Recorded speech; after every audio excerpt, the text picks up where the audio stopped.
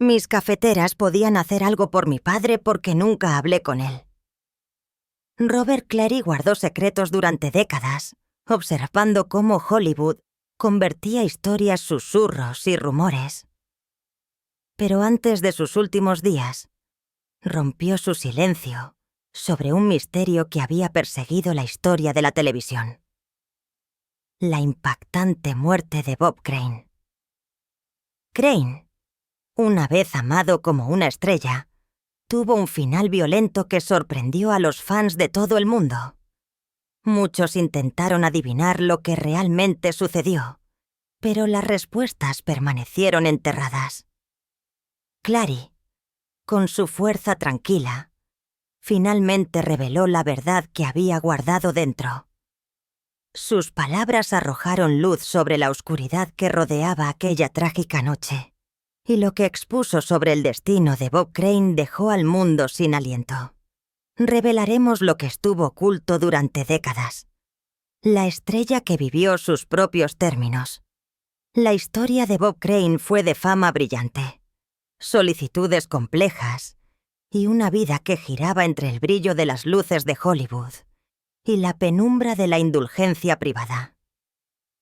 Conocido por millones como el ingenioso coronel Hogan, de la exitosa serie de televisión Hogan's Icons, Crane vivió una vida que sonaba encantadora apariencia.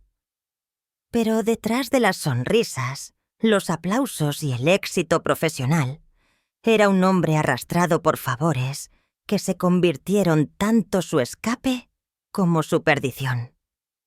Crane había construido el tipo de vida que muchos respetaban. Se había casado con su novia de la academia, Ann Tercian, y juntos criaron a 3 hijos: Robert, Deborah y Karen.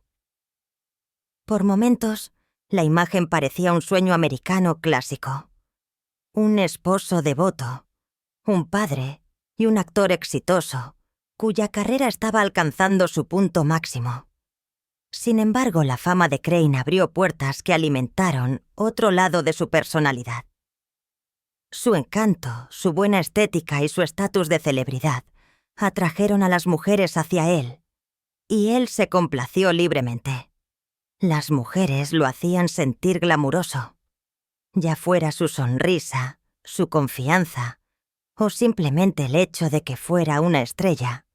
Lo conocían, pasaban tiempo con él y frecuentemente terminaban formando parte de su colección privada de fotos y vídeos. A diferencia de muchos otros que ocultaban gestos similares secreto, Crane se inclinó por ello. Le fascinaba la idea de documentarlo todo, creando una biblioteca particular de percances que se convirtió uno de los aspectos más comentados de su vida.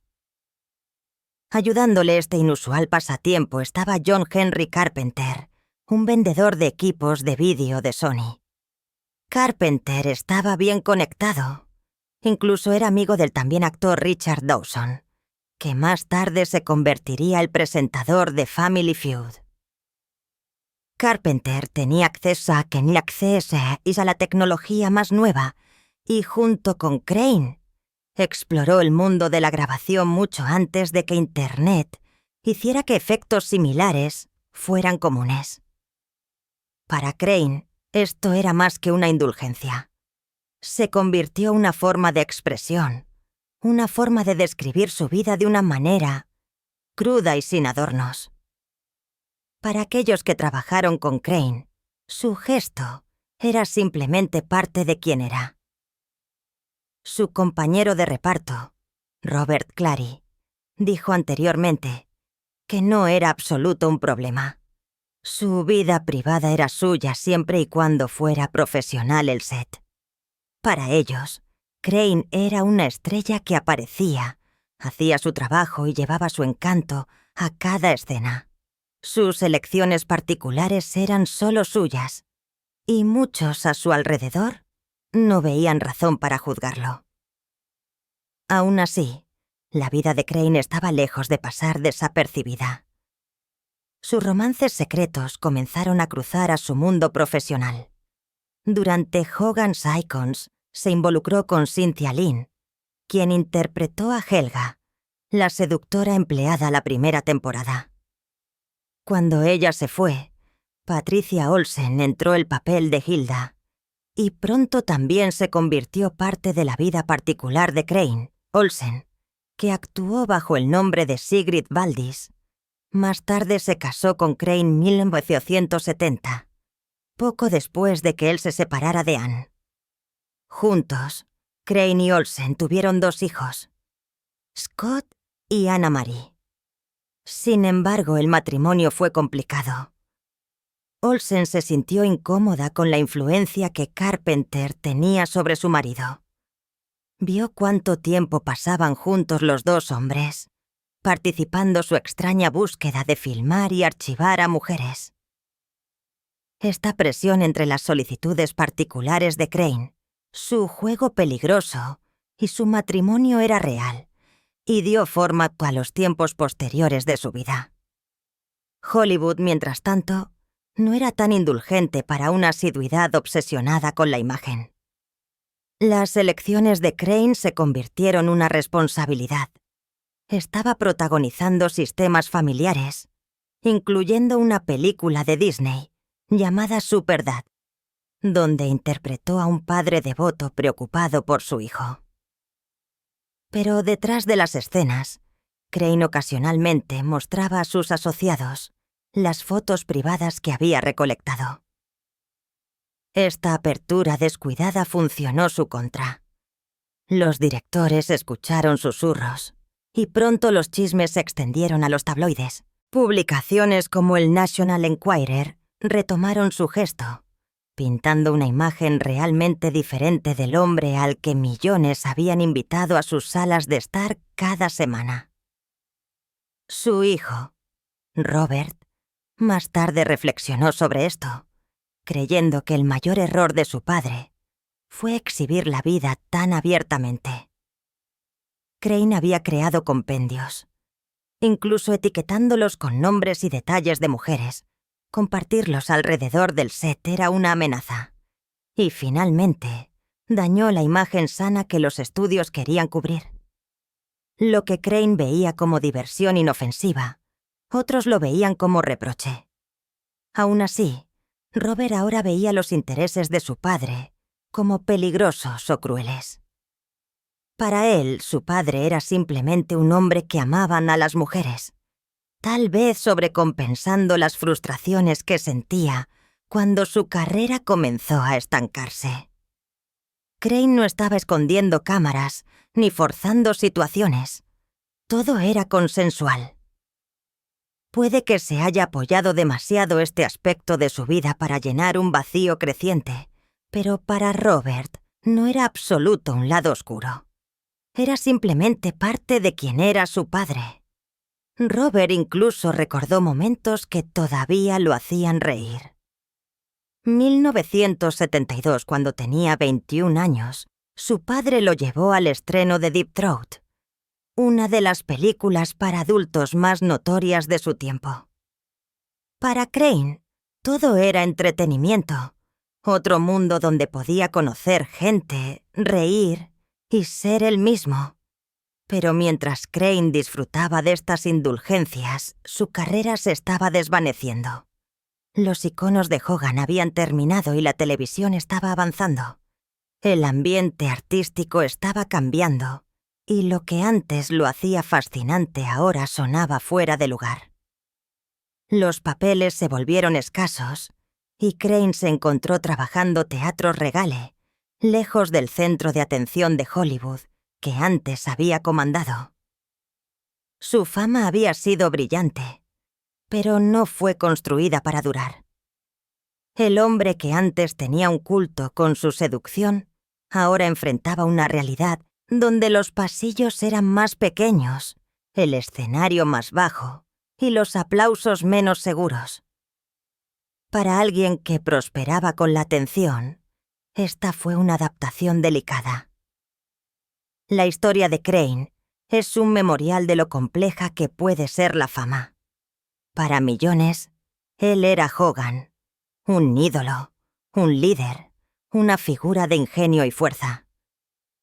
Para aquellos cercanos a él, era un hombre persiguiendo conexión, confirmación y alegría, formas que no podían permanecer ocultas para siempre. Su pasión por documentarlo todo, desde la vida familiar hasta los percances privados, creó un registro de quién era, sin intención de separar su encanto público de sus solicitudes privadas. El trágico final de secretos, traiciones y un adiós inconcluso. Bob Crane había sido antes el hombre que todos adoraban. Con su encanto, buena estética y fácil sonrisa, se había ganado los corazones de los fans de la televisión todas partes. Pero detrás del granero y el centro de atención, su vida se había vuelto complicada, llena de promesas rotas, discusiones amargas y juegos peligrosos. A finales de la década de 1970, la estrella que antes hacía reír a millones luchaba por evitar que su vida se desmoronara. Su segundo matrimonio se estaba derrumbando. El amor y la calidez que habían desaparecido antes, reemplazados por discusiones y silencio. Al mismo tiempo, su carrera, que antes era brillante, se había desvanecido. Ya no era el protagonista que dirigía una serie de mega éxito. Más bien, solo estaba consiguiendo apariciones especiales, programas como The Love Boat. El brillo de la fama se estaba oscureciendo, y Bob Crane estaba desesperado por comenzar de nuevo. Se permitió. Había encontrado una manera. Crane compró los derechos de una obra llamada Beginner's Luck, una comedia romántica ligera que antes había interpretado teatros más pequeños. Quería reconstruir su carrera el escenario y tal vez usar la obra como su trampolín de regreso al mundo del entretenimiento. Estaba a solo semanas de cumplir 50 años y sintió que era hora de hacer borrón y cuenta nueva.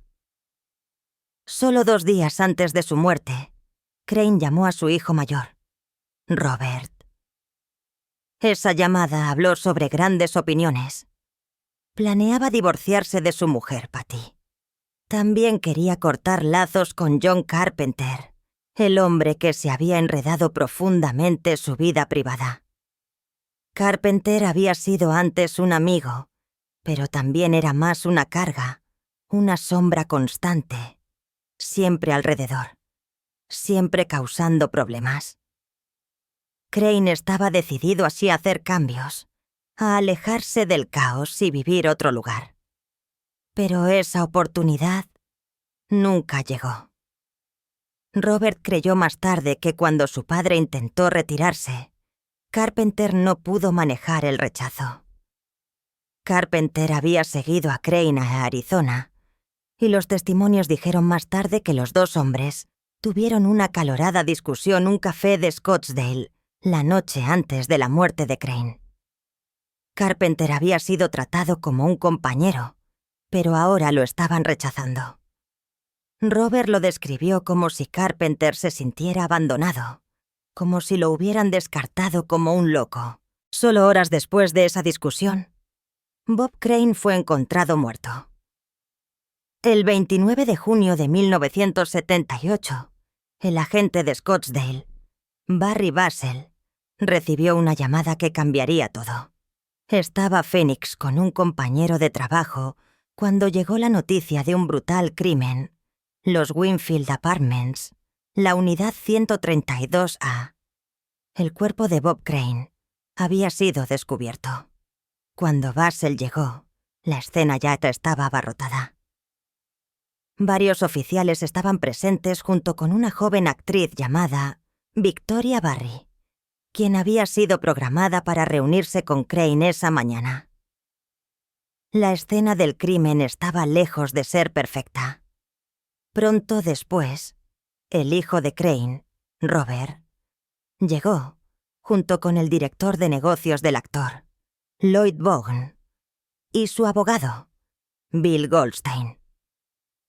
Lugar de mantenerlos afuera, se les permitió caminar por el apartamento, tocando detalles, examinando efectos, e intencionalmente dejando atrás sus huellas dactilares, vestigios y cabello. Para Robert, este error nunca colgaría el caso. Veces más tarde, escribió que esta impureza podría fin haber comprometido la búsqueda del asesino. Basel todavía lo recordaba. Admitió que la escena no fue manejada de la manera más controlada, pero creía que el daño era mínimo. Su opinión: no hubo ninguna impureza importante que pudiera abolir la variedad de lo que había sucedido. Aún así, 1978, la policía tenía herramientas limitadas.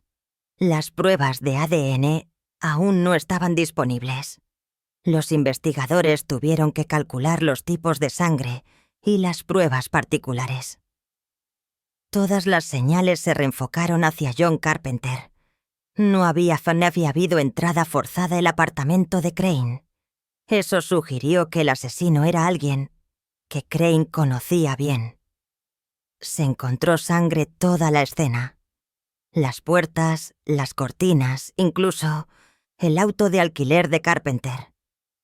La sangre del vehículo coincidía con el tipo de sangre de Crane, tipo B, que era poco común. Nadie que había manejado ese auto participaba él. Para los investigadores, parecía que Carpenter había llevado rastros de los momentos finales de Crane con él. Pero no fue suficiente. Sin el armamento de ejecución, los fiscales no pudieron avanzar. El caso se enfrió, permaneciendo silencio durante horas. También, 12 veces más tarde, una nueva luz brilló. El agente de Scottsdale, Jim Raines, redefinió las viejas pruebas y descubrió algo impactante: una foto olvidada de la escena del crimen. La imagen reveló una pequeña mancha de tejido cerebral dentro del auto de Carpenter. La muestra de tejido sí misma hacía mucho que se había desvanecido, pero la imagen era real. Un juez dictaminó que era permisible, y en 1992 John Carpenter fue eventualmente acusado de la ejecución de Crane. El juicio aún estaba lejos de ser simple. Las pruebas de ADN habían avanzado, pero cuando se aplicaron a las viejas muestras de sangre, los resultados no fueron concluyentes. El testimonio dio un paso adelante para decir que Crane y Carpenter habían participado en un amistoso regale. La noche antes del pago, sembrando la desconfianza, la proposición de la ira y la traición. El consejo de Carpenter destrozó los argumentos de la ejecución. Desestimó la empresa de que un trípode faltante había sido el armamento, afirmando que no había pruebas de que tal cosa existiera. La defensa también utilizó la vida particular de Crane como guardia. Argumentaron que cualquiera, un esposo enojado, un amante celoso, podría haber tenido razones para dañarlo. Las conexiones de Crane habían sido numerosas, y no todas ellas pacíficas. Aún así, el detective Basel Noy creía que un loco celoso había sido el motivo. Su memoria: Crane era gentil, nunca combativo. A las mujeres que conocía les había gustado, no lo habían aborrecido. Los tiempos pasaron, pero las preguntas nunca se desvanecieron. 2016, el periodista de Phoenix, John Hook, convenció al fiscal del condado de renovar el caso. Obtuvo acceso a las viejas muestras de sangre y las transfirió a Bode Selmark Forensics, un laboratorio de renombre que ha trabajado casos notorios como John Bennett Ramsey y O.J. Simpson. Fue una medida extraordinaria. Un inteligente dado autorización para probar pruebas, un caso frío. Los resultados fueron dramáticos pero insatisfactorios. Las pruebas revelaron la presencia de un Joker preliminarmente desconocido, pero la mayoría de los resultados no fueron concluyentes. La variedad permaneció encerrada a silencio. La piedad del que una vez se niega a dejar ir. Hugh creía que Carpenter era culpable. El detective Basel estuvo de acuerdo. Robert Crane se inclinó hacia la misma conclusión, aunque también se preguntó acerca de su mamá Patty. El momento de la muerte de su padre, Patty estaba medio de un divorcio. Sin embargo, perdería mucho si el divorcio se llevaba a cabo, pero si su marido se había ido, ella heredaría todo. Robert planteó la duda, pero los investigadores nunca tomaron la proposición serio. Cuando Bob Crane fue eventualmente enterrado, Hollywood vino a decir adiós. Alrededor de 150 dolientes llenaron la iglesia de San Pablo Apóstol Westwood, California. Entre ellos se encontraban estrellas como Patty Duke, John Aston, Carol O'Connor y los antiguos compañeros de reparto de Crane de Hogan's Icons. Para un hombre que había buscado el amor lugares imprudentes, el entierro le dio algo que había soportado. Estaba rodeado de amor por fin. Pero incluso después de la muerte, la paz no llegó fluidamente. La familia de Crane se dividió. Su viuda Patty movió su cuerpo de su lugar de descanso original, sin decírselo a su primera familia. Posteriormente, ella y su hijo Scott crearon un sitio web que vendía algunos de los vídeos privados de Crane. La medida sorprendió a muchos, y aunque Scott cerró posteriormente el punto y expresó remordimiento, el daño estaba hecho. Destruyó la enorme colección de impresiones y vídeos de su padre, decidido Asana a abolir esa parte de la historia de su padre. Más bien, centró su atención en reconocer los logros de Crane, esperando algún día ver a su padre incluido el Salón de la Fama de la radio. Mientras tanto, Robert Crane permaneció alejado de sus hermanastros. Su mamá y sus hermanas eligieron el silencio, negándose a compartir el capítulo oscuro que los había marcado a todos. Para Robert, el silencio era extraño y doloroso. Las familias generalmente encuentran formas de hablar, de sanar, de tomarse de las manos la mesa. Pero para las grúas el tema estaba bloqueado, enterrado bajo tiempos de distancia y dolor. Y sin embargo, para Robert, la historia nunca terminó. Carpenter se había ido. Patty se había ido. El tiempo se había llevado a tanta gente que antes rodeaba la tragedia, pero el acertijo todavía vivía él. No podía dejarlo ir. Admitió que no sabía qué hacer de manera diferente. La variedad permaneció justo fuera de su alcance, una sombra que se negó a levantar. La vida de Bob Crane estuvo llena de encanto, granero y el brillo de Hollywood. Pero terminó violencia, envuelta a preguntas sin respuesta, dejando atrás a una familia dividida y un acertijo sin resolver. Décadas más tarde, la gente todavía se pregunta quién realmente le quitó la vida esa noche a Scottsdale. ¿Fue el amigo que se convirtió en un adversario? ¿Fue alguien diferente, escondido la piedad? Nadie puede saberlo nunca. Lo que queda es la imagen de un hombre que antes lo tenía todo, que quería comenzar de nuevo, que estaba listo para hacer cambios, pero que nunca tuvo la oportunidad. El día más oscuro, el Valle del Sol. El extracto de grasa de Phoenix tenía su metro, uno formado por el calor, el sol y el silencio. Medio del desierto de Sonora, Scottsdale ilustró con sus resorts de lujo y grandes propiedades un lugar donde los ricos vinieron hacia escapar del corredor más frío del país. Los habitantes de Arizona con orgullo lo llamaron el Valle del Sol. Y la mayoría de los días de verano, la vida siguió adelante como si el calor fuera solo otra parte de su encanto. El 29 de junio de 1978 comenzó así. Al mediodía, Las temperaturas se habían disparado más allá de los 100 Fahrenheit y el aire brillante sobre el pavimento dio a las vías una apariencia vacía y fantasmal. Detrás de gruesas paredes y acondicionadores de aire zumbantes, los residentes de Grasa se protegieron de la llamarada del desierto. Estaba tranquilo, todavía casi de ensueño. Sin embargo, esa visión estaba a punto de ser destrozada de la manera más horrible. Ese otoño, la policía respondió a una llamada de uno de los complejos de apartamentos de Scottsdale. Al principio sonaba como cualquier otra revisión de rutina, pero el momento que los oficiales salieron, el silencio de la megaciudad se rompió. Un apartamento del primer piso con poca luz entraron una escena tan brutal que los detuvo seco. Allí, una cama. Yacía el cuerpo de un hombre. Estaba sin camisa. Su cuerpo musculoso mostraba que antes se había cuidado bien.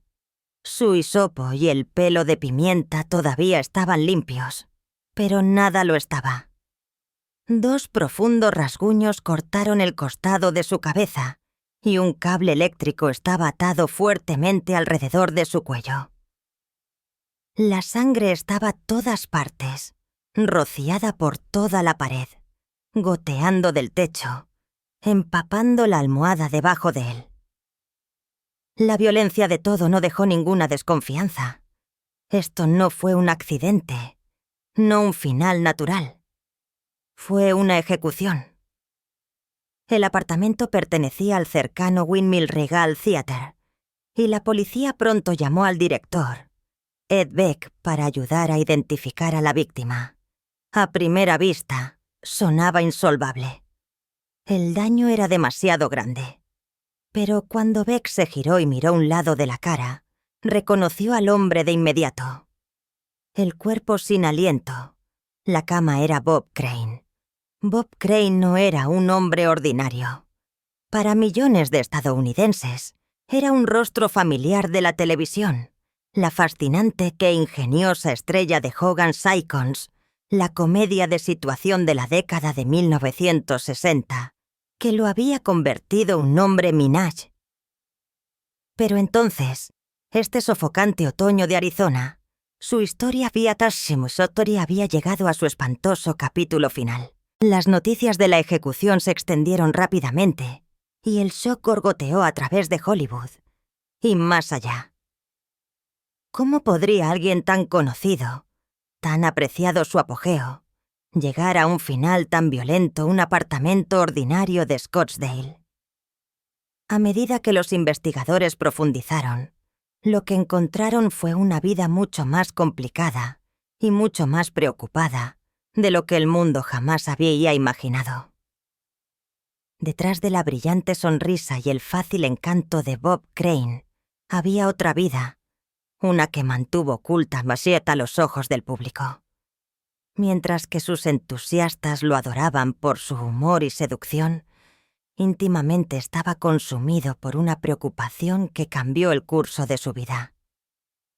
Había estado recolectando fotos, películas y grabaciones de sus percances con mujeres, llenando su vestidor con polaroids, negativos y rollos de material para adultos.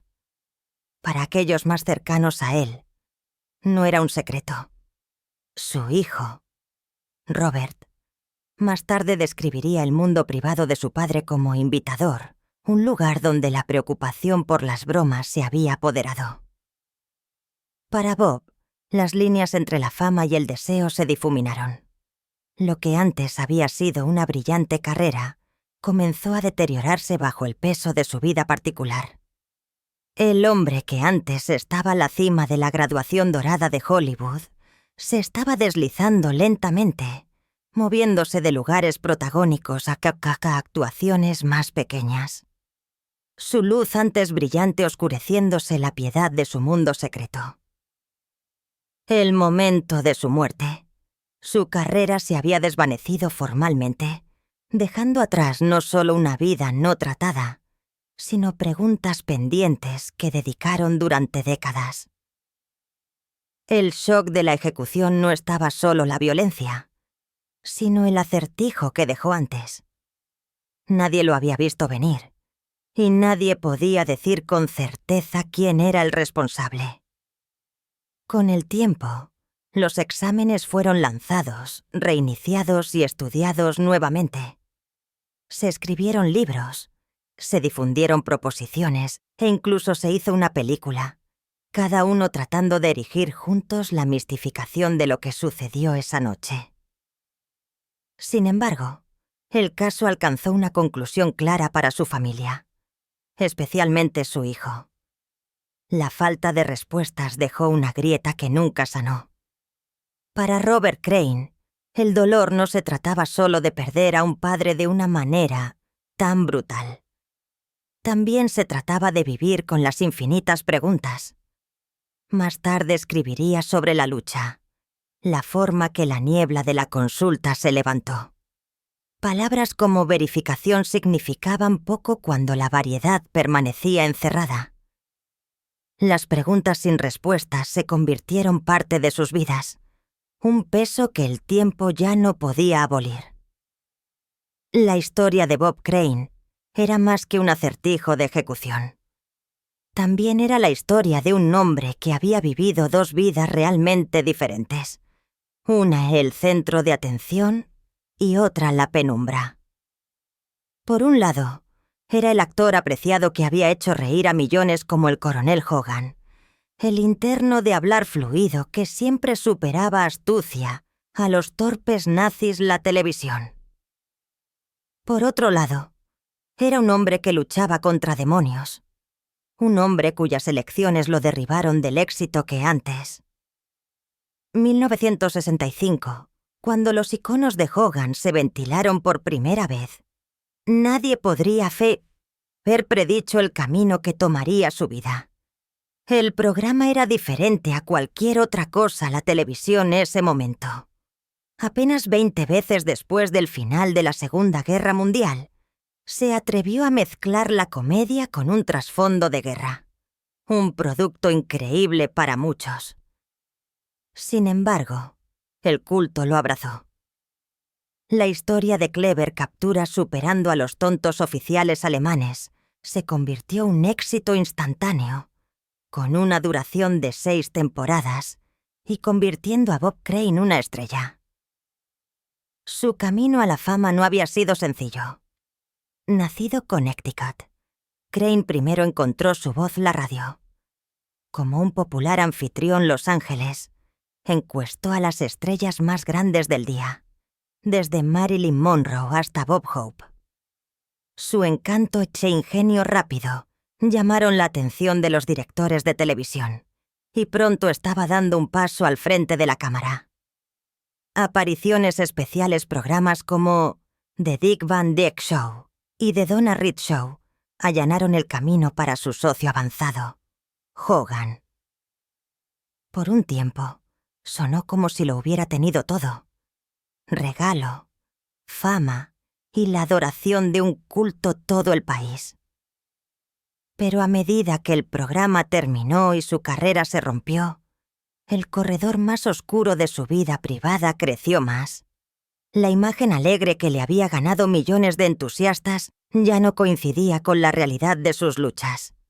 A finales de la década de 1970, actuaba en lugares más pequeños como el Windmill Regale Theatre Scottsdale, lejos del glamour de Hollywood.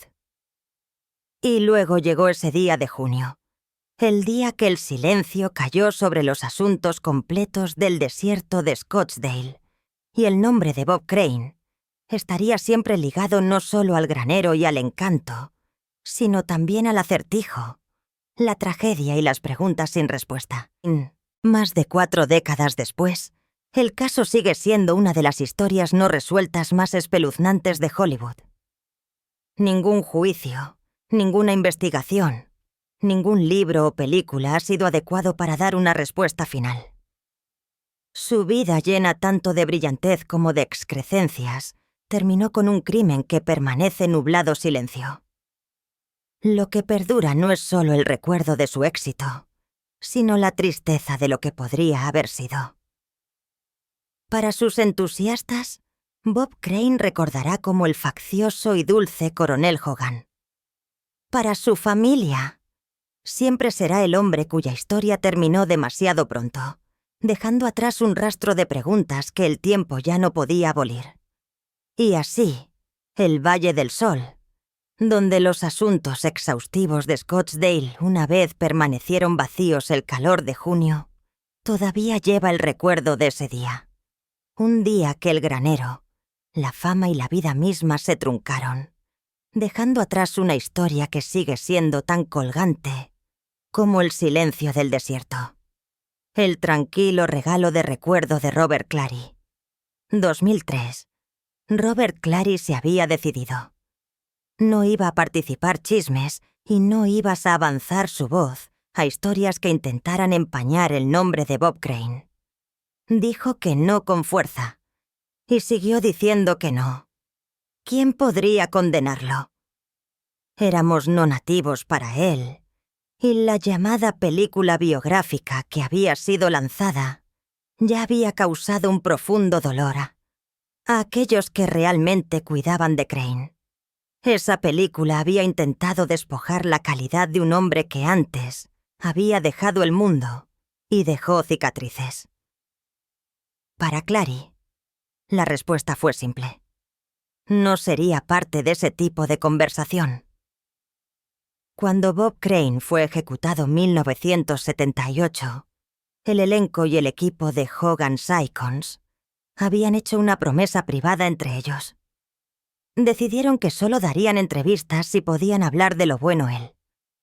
Querían cubrir su memoria para puntuar su amabilidad y regalo, lugar de dejar que el mundo lo redujera a leyendas. Debido a ese pacto, muchas personas se presentaron. Después de todo, el mundo frecuentemente quería reproches, no virtud. Aún así, hubo aquellos que esperaban que Clary pudiera compartir su voz algún día. A través de la continuidad y la tolerancia, llegamos a la actriz Arlene Martel, que había sido estrella invitada a Hogan's Icons numerosas veces. Ella era amable y cálida, y después de su entrevista con nosotros, se ofreció a hablar con Clary nuestro nombre. Su nota posteriormente nos hizo sonreír, aunque la respuesta seguía siendo la misma. Fue educado, pero no fue formal de nuevo. Aún así, la parada es una miel suave, y no dejamos que muriera. Para 2008, habíamos reunido numerosas entrevistas e intercambios con personas que habían trabajado con Clary, personas que conocía y las que confiaba desde sus días de Hogan's Icons. Con una lista de nombres que podía traer, nos pusimos contacto una última vez. Le transferí una carta precisamente escrita con detalles de todos aquellos que antes habían contribuido, y también eventualmente las materias cambiaron. Por primera vez hubo una respuesta. No aceptó una llamada telefónica o una entrevista particular, sino que nos dio una materia, de hecho, una carta escrita a mano. 2 corredores completos llenos de historias, recuerdos y reflexiones. Esa carta, Clary discutió lo importante que había disfrutado trabajando con Bob Crane. Describió a Crane como un profesional que rara vez perdía sus líneas. Un hombre que trajo facilidad y alegría al set. Incluso recordó sus debates deportivos sobre política.